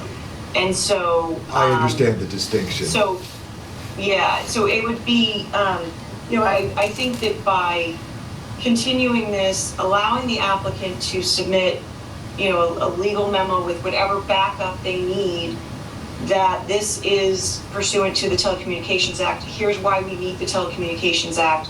Here's why this tower meets, you know, the standards, significant gap, capacity issues, materially inhibits, you know, things like that. Yeah. That would be helpful Okay. Can I have a in word? order to change the relief sought. Do you Particular. want to discuss Yeah, I want to address that point with Mr. Souza or with us? with the board and your council as well. Can you hear Mr. Olson, Ms. Quissel? I can, thank you. Okay, I so, can. so, we're the applicant. And by proxy, the town is not the applicant, but they're gonna participate. And the notion that the needs of the carriers are more important than the needs of the town, I think is now on the table, because we're suggesting here that we need to demonstrate to you that there's a need with carriers, when we've already demonstrated there's a need of the town, and the town is also going at the top of the tower that's going. The town will have the pole position on the tower, which means whatever we build that tower at, the next guy goes 10 feet below. The town's needs are actually higher than we're going, but they'll still have a significant benefit. And in the proposal, we're designing the tower we're gonna stop it at the height we've requested, of course, but it's being designed to go higher for 3 reasons. First is if there's further need, because your bylaw encourages co-location. Secondly, it will be structurally built to go, higher. But third, circumstances could change. That entire district has evolved to industrial, with the exception of the last couple houses, one of them which is ours. So in time, this question of that house being there, it's a relevant question today, it may not be a relevant question later on, but still, the notion that the carrier's needs are more important than the town's, I'm not understanding that logic. Okay. But there's not a chance that the primary carrier is the town. The town would be going at the top of the tower. The town is a co-locator. They are not the primary carrier. No, I didn't, right, but the point Yeah. of the conversation is to demonstrate the need, and the need has already been demonstrated with the town taking the top of the tower. But the town is not an applicant, and the town is not the primary carrier. On the tower. A carrier is like a national Right, communications right. carrier. We understand that, but Yeah. it's still, okay, if Verizon becomes the primary carrier, or a host of other ones, the town is still has a need to be on the tower, right? So I'm not understanding why, if we've demonstrated ad nauseum the lack of capacity, the lack of coverage the town has in this part of town. Police and fire going into hotels that have blind spots so they cannot communicate. So if the concern is that there are carriers that are going to go on it, we would certainly accept language in the decision that required carriers to go on before it was built. If that happens to be your concern. That's one of the concerns that council's expressing, but it just doesn't, I think council's saying it just doesn't fit into the application process under the TCA unless there's a carrier involved. That's all there is to it. Right. I understand that the town wants better communications. We want that too. We're not speaking against that, but there are lots of spaces in town where a tower could be erected. I'm not supposing that there's a better one right nearby that would do the same thing. I'm just saying that the process is, we look at what's filed and make determinations based on that. And, I mean, not to ascribe poor motives, but this is, at this stage, legally speculation. Unless we require that, a carrier be on board. That's the Telecommunication Act. I understand why they require a carrier to be an applicant. Because a landowner, I own some land, I could put in an application for a tower construction and not have planned to build a tower, just to increase the value of the property. I'm not suggesting that's what McDonough Trust or your office has done, but I understand the purposes of the TCA in requiring, carrier to be an applicant, or carrier representative. Right. That's all. It's Right. not a question of, yeah, I'm sorry, Okay. Mr. Souza? I'm not quite sure how we got into applications under the Telecommunications Act and legal briefs and whatnot. I understand that you may have been looking for guidance with regards to what additional authority you may have, but I see this as three simple requests. One, instead of a 125-foot tower, you allow a variance to allow a 140-foot tower. Second, that instead of a monopole, you allow it to be a lattice tower. Third variance request in front of you is, and I don't want to go back on how we all read and reread the section about the setbacks, but we clearly have a safety zone with regards to the adjacent residential structure, if not the lot line. I see this as a request to allow a variance of the distance to the lot line. Three simple But I guess then, requests. Mr. Chairman, the question is how they're not meeting the variance standards. There's no way they can meet the variance standards under those. The lot is currently occupied by a residential structure, so there's no hardship. I, Hardship, you can't claim hardship because you could make your property more valuable. That's not, you can't claim hardship here. Lot, shape, size, topography, I don't have enough information on that, but I doubt they can do that within the zoning district that they're in. And then, how are they meeting the purpose of the bylaw? They're not, because they're asking for 3 variances rather than, 1 discrete variance, something like that. So I just don't see how, under the strict variance standards of Massachusetts under 48 Section 10 and your bylaw, I don't know how they can meet variance standards without the TCA. yeah, I was the one who brought up the TCA at either, I think, the last meeting or the meeting before that, because I knew it was an overlay from past experience, from past applications. I brought it up and said, we need to ask council, are these questions even relevant, because the TCA is an overlay. So I'm the one who brought it up, and I'm glad we're learning about, the requirements for applications that I did not remember, did not recall, and did not know about until council brought it up just now. I kind of feel like we're going down a rabbit hole when we go that way. Okay? That's my personal opinion. I think the more we talked about it, I think talking about the Telecommunications Act when it's not presented in front of us is a rabbit hole we shouldn't even be looking at.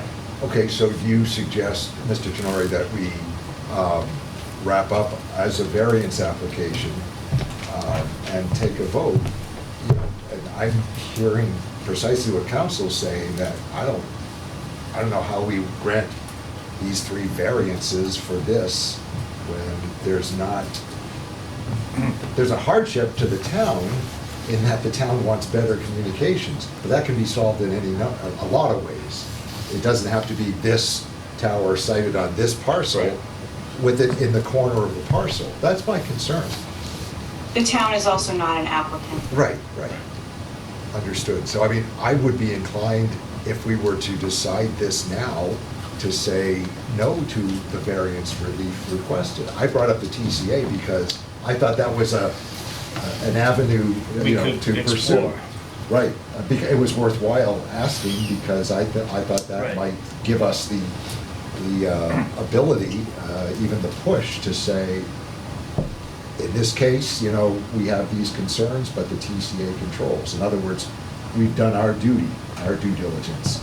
And now we're finding out that, well, the TCA actually, we don't even know if it applies here when the application is just filed as a variance. And by the way, there's no contract in place now for carriers. There might be one real soon, but there's not right now. So I think it's a real concern. But yes, let's talk. Do we suggest that we close this out and take, consider it as simple variance? But I'm not sure that it passes. I don't see me voting for it as a simple variance matter. I don't think, with all due respect to counsel, Mr. Sousa, that it's a simple variance request. I don't think it's a successful simple variance request. Mr. Chairman, let me make this easy for your board. Sure. We're going to respectfully request to withdraw our application at this time. Okay. May I ask, is it your intention to file under the TCA? I think, You don't know. I think we need to explore that possibility. Okay. You've given us a great deal of time and patience And you in return. in reviewing this on multiple occasions. And the last thing I really want to do is to withdraw, but I can tell that you have significant questions, and I don't want to push you to a vote that requires you to say no. So I think that it is in the best interest here, certainly of my client, but I think the best interest of the project as a whole, because we do want to see it go forward for the municipality as well. I think that we withdraw and regroup and perhaps come back to you with thanks for your time. I can't help but feel that I have somehow wasted a good segment of all of our lives, but. Not at all, in my opinion, No, Mr. I mean- Souza. We're coming to this through the process that you initiated, so it's all good. Well, I don't like to take a step back, because it's just in my nature to always put one foot in front of the other. And, So Attorney Souza? yes, You're requesting to withdraw without prejudice, correct? exactly. So now, Thank you. Ms. Questle, it's our discussion as to whether to accept that, of course. And I see no reason not to accept that. I mean, I was thinking of a different process where they could amend or, just continue it and submit an application under TCA, but that's their prerogative. And maybe it's better, maybe it's cleaner to do it this way. Could come in, at a higher height under the TCA. We don't know that, but that's, We might be back at 190 feet, you don't know. right, exactly. 190 feet would be better for the town. I understand that. I mean, we Understand. can actually live at 125 feet. The extra height is for the town's equipment on the top of the tower. It's carriers like that too, but Yeah. I understand. So, we need a motion, Amy, to, So could I ask a question? Is the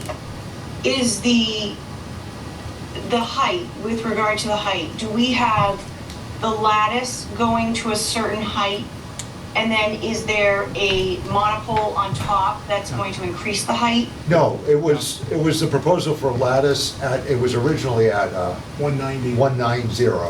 Yeah. And then, Okay. given our original questions and concerns, it was reduced to 140 or 46, whatever. 140. 140 lattice, but we're here, the lattice was going to be truncated.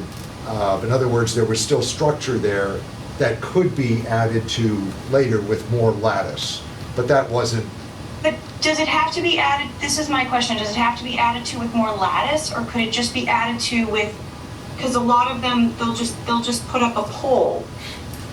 Well, And perhaps that might, we're shrugging our it's just something collective to think about. shoulders. It's, Attorney Souza, it's something to think about, that perhaps you can limit the lattice height to something and then, increase the co-location with a single monopole on top. I Well, have seen that before. That's certainly something that Although we I can will look tell you at. that was about 5 or 6 years ago, which the technology always changes, so I might not be accurate or up to date, but it's something you could maybe look at. Okay. Well, we'll certainly look at that, but, if you go back to the original proposal of 190 feet, that gave us the very best coverage for the town's communications and gave us line of sight for microwave communications with existing municipal telecommunications. 190 feet is tall It is tall, for yes, towers. yes.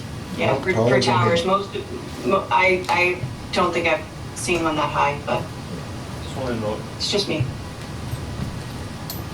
Okay. So is there a motion to permit the applicant to withdraw without prejudice this application? I will make that motion. I will second. Is there any further discussion on this? I think the applicant's proceeded in utmost good faith, as have we, but these are real questions we have, and I'm interested to see this move forward. Yeah, I mean, But- if the town needs it, yeah. But we have to do it according to protocol and discharging our responsibilities, our duty. Yeah, I think regrouping makes Sense. perfect sense there. It's Okay. no one's fault, but we got. Right. it's just, No, it's through the process that we just engaged in that we got to this point, so I think it was necessary. No fault to anybody. Then, Mr. Tenore, if there's no further discussion, how do you vote on the motion to withdraw without prejudice? Yes. And Mr. Wren? Yes. Mr. Noel votes yes as well. Gentlemen, thank you again for your time. Thank you, I Mr. appreciate Souza, it. and to the applicant itself. Appreciate the working together relationship. Let us know what's going on, and I'm real interested to see.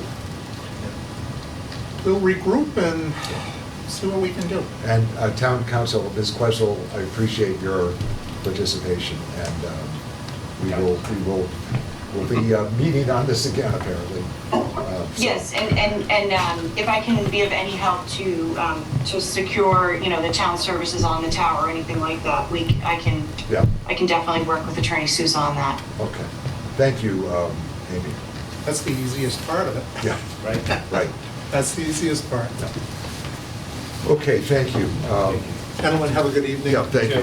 Thank you. Thank you. I look forward to hearing further. Just a couple other quick items. We have a bill that's been submitted for payment. Sun Chronicle bill. Do you want to let Amy, or just want to? Yeah, I will see you guys, and hopefully next time I'll see you in person, okay? That would be good. Yeah. Do you remember where It'll be Norton? nice to see, it'll be nice to see everybody. Do you remember where Norton is? I do. Okay. You know, sadly for Paul, I've had quite some time with Paul. I don't know what that means, but yeah, so No, I do planning remember board where it is. matter. and I know- thought you meant Paul was in some legal trouble that we should, no. He is not. I'm He is joking. not, but he is an excellent witness for the town. When I say I don't know, not my job. I'm your guy. Okay, we'll remember that. We'll remember that. Amy. All right, so hopefully I'll see you guys next time in person, all right? 20 Good seconds. night. Amy, 20 seconds more, please. Yes. David Wren is stepping down from the board. His term is up at the end of June, and we are down to me, Jim Tenore, and alternate Lucas, Mr. Wozniak, who's not here this evening, but I've been here for a few meetings. I anticipate problems with quorum between me and Mr. Tenore. I'm not asking you right now to address that, but I think I'm going to need to talk to you in the coming days about that. What do we do if, you know, we can't get more than 2 people here on a night because of other issues? So Right, unfortunately, you guys need 3 out of 3. So, for a vote, So- yeah. yes, so I guess I would suggest that, you know, perhaps something be put on the homepage of the website that you guys are looking for a zoning board member, or, you know, put out Norton Media, however you Yeah. can do that, to look for a member, Right, you know, but I know there run. are provisions if the board cannot, you know, constitute a quorum, yet business has to be done. That's what I'm referring to. We may be in that corner. But, Yeah, unfortunately, it's a very narrow, it is a very, very narrow, narrow corner. very narrow requirement, so Okay. we would have to look into them and see, but, Okay. yeah. Just So, for- We might need really to. do need to talk about another member or something. Right, so we'll, you know, if you all have anyone that you can think of. Of course. have them write to Mike Yeah. units Yeah. and then get them on to select board, and we'll start to push it more out on social media, especially after everything that happened with planning board. Hopefully we can get some people. There were a couple of people who had expressed interest with planning board, but didn't get on it, so Yep. we can reach out to them and see if one night a month is better than 2. You know? It is. Right. It is.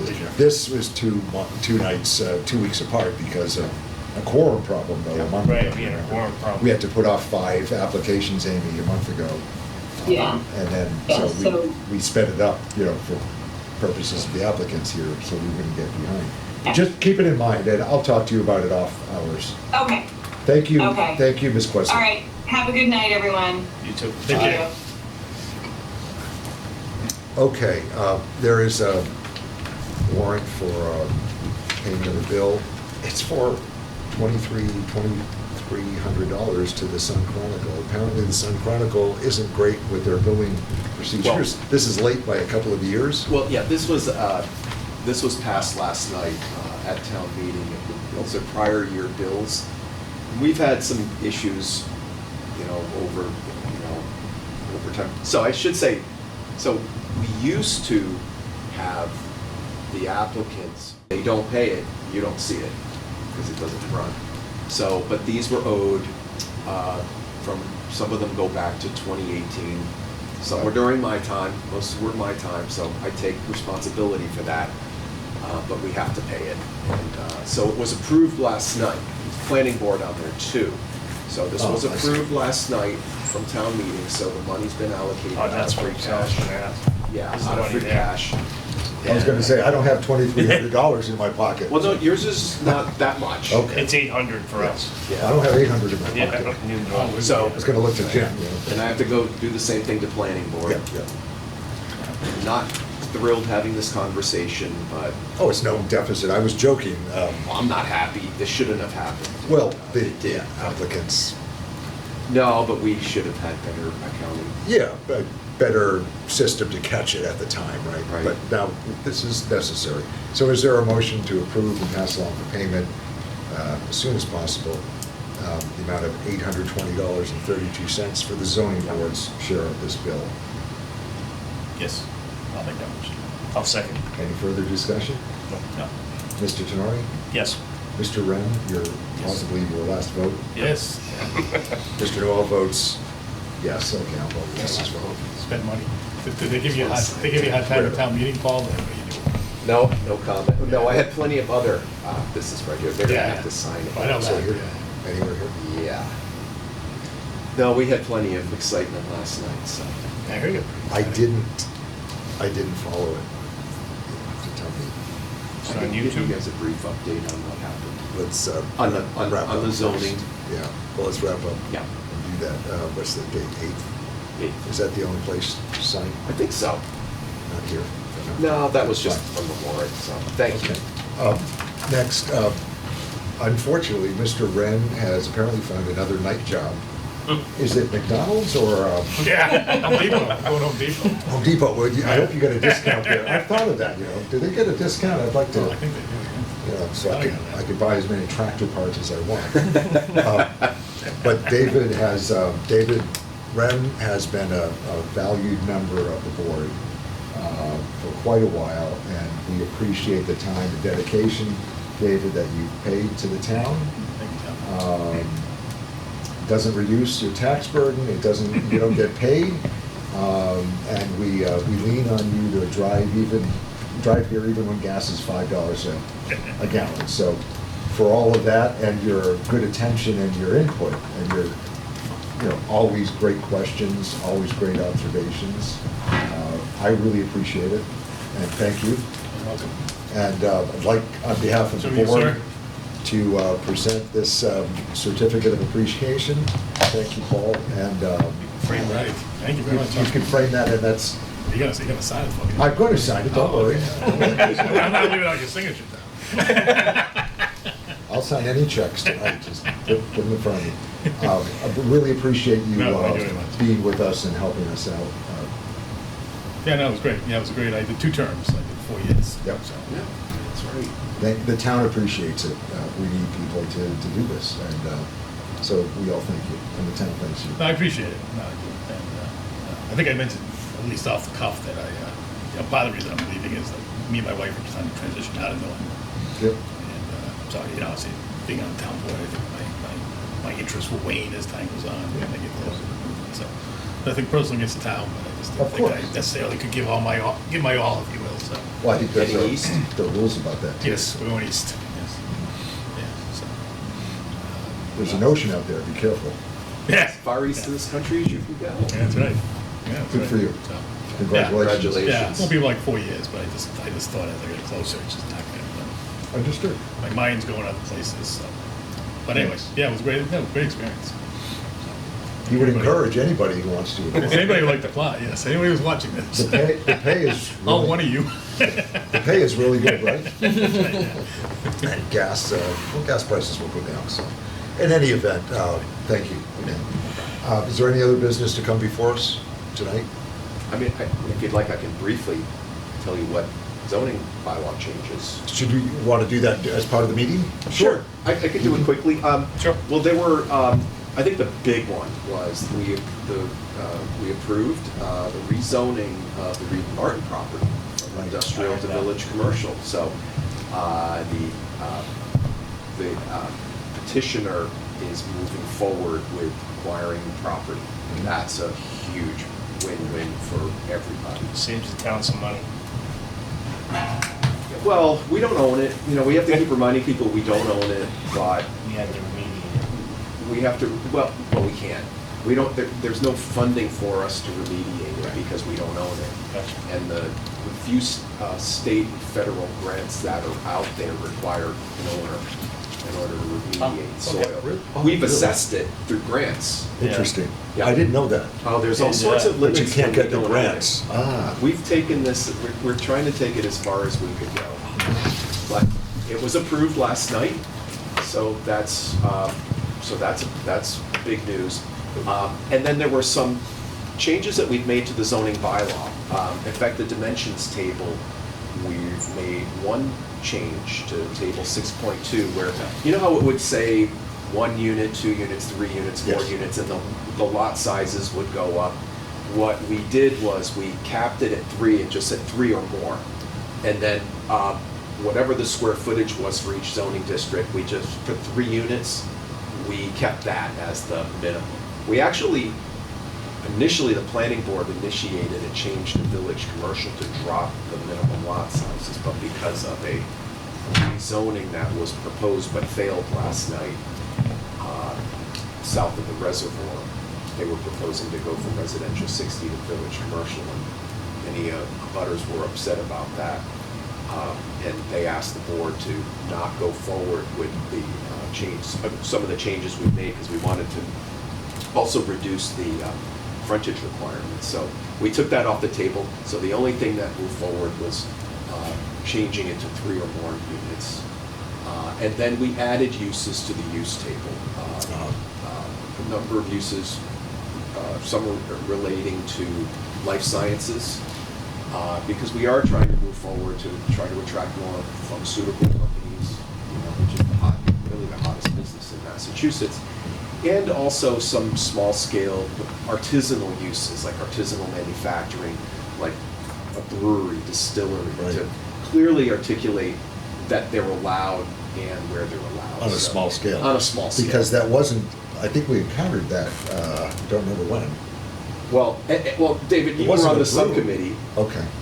Well, and the other Other thing, than that, yeah. we added, I think we had a matter that we were trying to figure out what. well, we've had some where we were, well, one was the rental. The equipment rental Equipment place. rental. Oh, yeah. Right on 123 Main. And so we might have actually just mentioned added the brewery then. the, Yeah. so we actually also added where that one said equipment sales, we added and rentals. Right. David knew exactly which one Yeah, that was I referring Remember that to. came up? Yep. But even like something like the brewery, Mhm. it's kind of connecting the dots Yep. under the old zoning to say it was allowed, but now we've clearly allowed it as a use. Understood. So those got approved last night. So it's something that you all might see down the road. Again, we made some of those. We also added, believe it or not, we didn't even have medical or dental office as an allowed use. I mean, we probably in the past have said it's an office. But in most zoning bylaws, you see dental and medical split out, and a couple other more commonly used uses that we already have. So we just added them. Yep. So, you know, we accomplished a couple things to, you know, to have the bylaw fit those uses that we already have, and then to encourage others that we really don't have. So that's all. That's the central town planning supreme. That's great, Paul. Thank you. I didn't hear that last night. Well, we appreciate it. Yeah, yeah. That's what makes the town more, more business friendly, Like if you want to open a brewery, it says, yes, breweries are use. Mhm. You don't have to call Paul and say, well, wait, no, I don't fall under. Or a brewery." lawyer, what do Or we a do? lawyer, yeah, Right. like, what do we do? Right. It's And clear. we're trying to tie the uses and the standards to the specifics of an area. You know, we're really looking at, like, life sciences going into the industrial areas. Mhm. But we also did say by special permit and commercial. But, you know, we're certainly that type of use, we're not putting it in a neighborhood. And again, the village commercial types of uses would be in those areas of town along our corridors. You know, hopefully we'd see a few more around our village center. But now we're just trying to open the door and for those types of uses that are really appropriate in the right context. Well, listing them makes it more inviting for people to think about Yeah. doing those things, so that's good. Yeah. It sounds like progress. Yeah, I think we were very successful last night. Thank you. Thanks for the One got, update. one got voted down though, right? Yeah, the rezoning between Reservoir Street and Mansfield Avenue, the parcel that was zoned, it was the old Wheaton parcel that sold. That came before us. No, That no, was what we- that was, wait a minute, now I'm confusing it. No, that one didn't come before you. Well, we had the, Barrow. Yeah, it was. Oh, you had there, okay, so this was just Yeah. south of there. That was. Oh, yeah, I Jason, gotcha, yeah, I yeah, think yeah, right right. next to it, he mentioned that. Yeah, that's why I got So- confused, because we talked about That it. didn't pass, but that applicant is now wanting to work under the residential 60 zoning. Okay. The applicant was Wheaton. No, no, no, they sold. Oh, They sold that property, and then south of Dillon's property, right at the split, Yeah, that sold, and planning board issued an A&R a few months ago. that's what we heard about, I think. Yeah, Or he mentioned. Slern Home Builders bought that, so they'll be subdividing that into 6 or 8 lots. That's the one. Yeah. That's So- the one that came. He had previewed that that was going to happen. Yeah, I that think. was gonna happen. Yeah, Yeah, Okay. so, it all fits together. You're the guy with the central knowledge, so thank you for briefing us. yeah, no, that's my pleasure. Any other business tonight? I don't think so. Is there a motion to adjourn at 9:03 with thanks to Mr. Wren and Mr. Di Giuseppe? You gotta make that motion, Mr. Wren can't. He won't thank himself. I will make that motion. Okay. Is there a sec? I second that motion. There we go. All those in favor? Aye. Thank you very much.